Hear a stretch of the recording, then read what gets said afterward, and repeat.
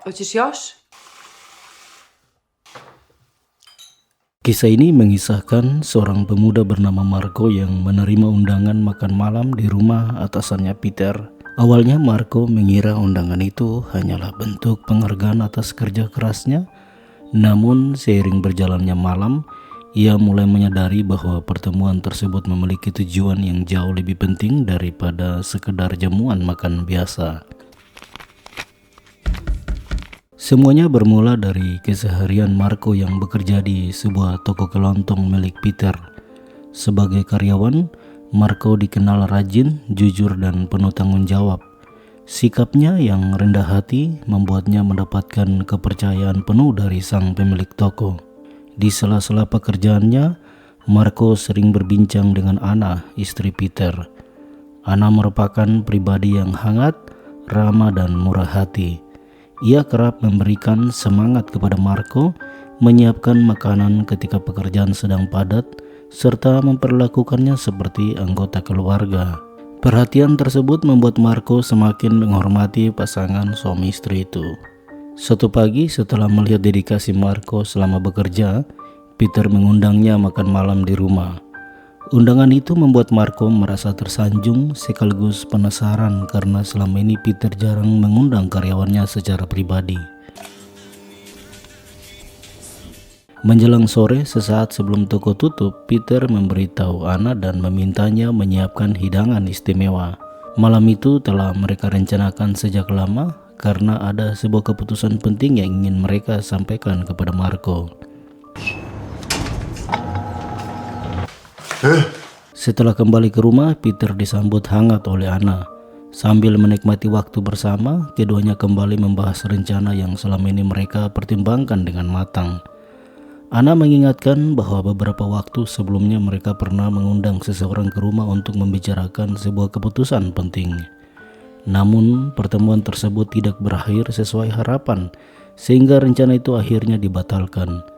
Sejak saat itu mereka memilih menunggu hingga menemukan orang yang benar-benar mereka percaya. Di sela-sela olahraga sore, Peter kemudian kembali menyebut nama Marco. Menurutnya Marco adalah sosok yang sederhana, pekerja keras, jujur, dan memiliki sikap hormat kepada orang lain. Anna pun sepakat, selama mengenal Marco, ia melihat pribadi yang dapat dipercaya dan memiliki karakter yang baik. Karena itulah mereka yakin Marco adalah orang yang tepat untuk menerima tawaran yang telah lama mereka pikirkan.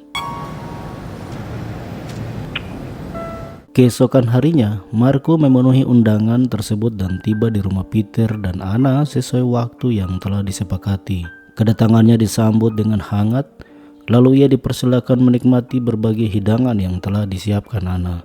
Suasana makan bersama berlangsung akrab dan penuh kekeluargaan sehingga Marco perlahan merasa lebih nyaman. Selama makan bersama, Peter mengajak Marco berbincang mengenai pekerjaan, kehidupan sehari-hari, serta rencana masa depannya.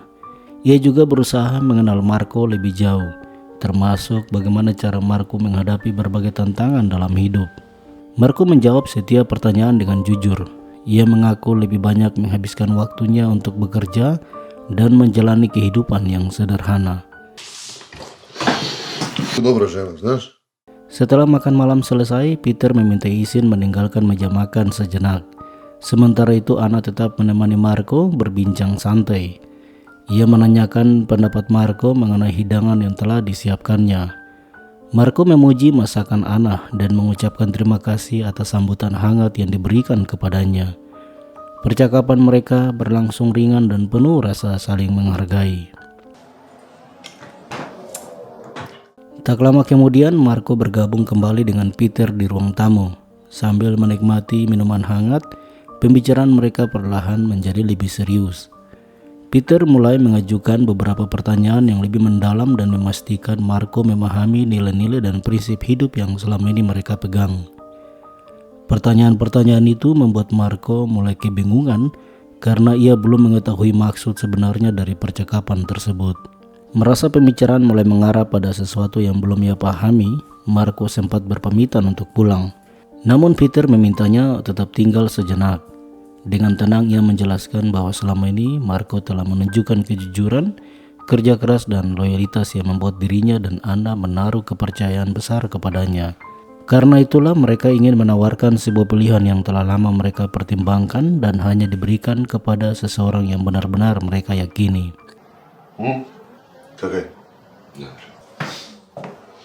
Beberapa saat kemudian Anna kembali bergabung di ruang tamu. Ia menyampaikan rasa terima kasih atas dedikasi Marco selama bekerja dan menegaskan bahwa keputusan tersebut telah dipikirkan secara matang. Marco menyadari bahwa hari itu bukan sekedar undangan makan bersama, melainkan sebuah momen penting yang akan memengaruhi masa depannya. Setelah mempertimbangkan segala sesuatunya, Marco akhirnya memutuskan menerima pilihan yang disampaikan oleh Peter dan Anna. Keputusan itu menjadi titik balik dalam hidupnya dan membuka jalan menuju pengalaman baru yang tidak pernah ia bayangkan sebelumnya.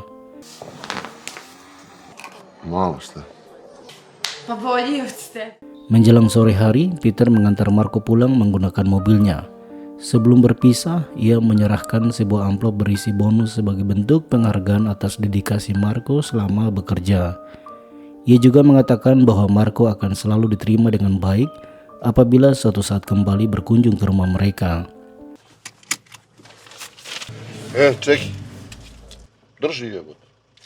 Di penghujung cerita, Marco terlihat berjalan di sebuah pusat perbelanjaan. Dengan bonus yang baru diterimanya, ia membeli sepasang sepatu yang telah lama diimpikannya. Senyum tipis menghiasi wajahnya. Hari itu bukan hanya memberinya penghargaan atas kerja kerasnya, tetapi juga menjadi awal dari perubahan besar yang akan membawa kehidupannya ke arah yang sama sekali baru. Dan film pun selesai.